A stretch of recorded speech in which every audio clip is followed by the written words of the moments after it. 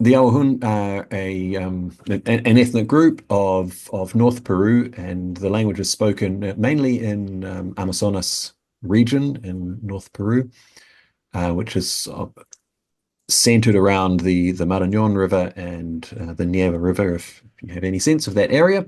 I know you do, Austin.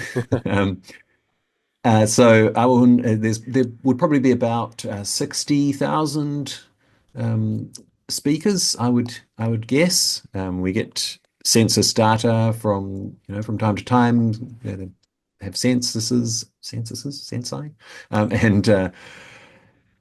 and one of the questions that now in Peruvian censuses it relates to ethnicity and to language spoken at home. So that's quite good information about numbers of speakers. So they're quite a decent sized group in terms of population. The Awahuna, the language and culture are quite closely related to some other languages and cultures that are spoken in the same area and up into Ecuador. So there's One Piece, which is also spoken on the Santiago River in Peru, and then further north we've got the Shuar across the border in Ecuador, and then we have Achuar and Chiviar, which are spoken around the border area further east. Mhm. And that whole group is known as the Chicham family. Now, terminology or particularly naming is always a fraught issue in Amazonian languages. I think in indigenous languages in general, because names get applied from outside, they're not always the names that people would prefer.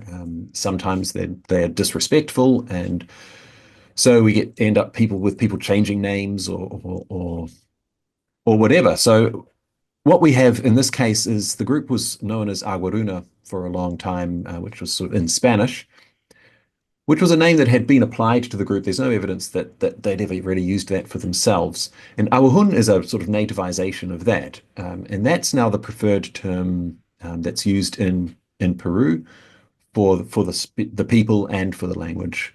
So I started using Aguaruna because that was kind of the term that was used, and I'm shifting to use Awahun. In fact, the speakers themselves generally tend to use the term Inya, which roughly translates to something like from here or one of us. Mhm. So the language generally gets referred to as Inya Chicham. Um, Mm. the language family was formerly known as Hivaro or Hivaron, and this also is a problematic term, particularly in Ecuador. It took on quite racist connotations and became a quite disrespectful term to apply to people. So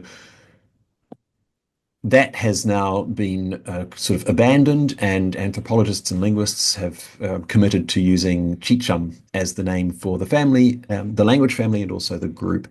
Chicham is the word in all of the languages for language or word, so it's a perfect one, and it's easily pronounceable and easy to read. So pretty Right. happy with that choice. User friendly for outsiders who aren't familiar with the language and are reading it in a book, let's say, to go, that was Chicham, this is this language family. Exactly. And as you say, is sort of nice in that we're using it for a language group and it means language. So that's in the language that is being described, which is Exactly. nice. It's Yeah. Full it's circle. appropriate in all ways.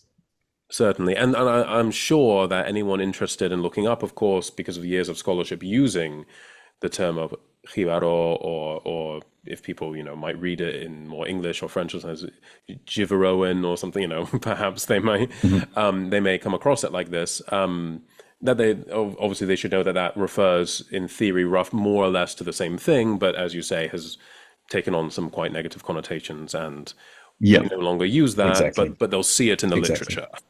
So they should be aware that Yes, yep, that's talking about certainly. the same thing. Yeah.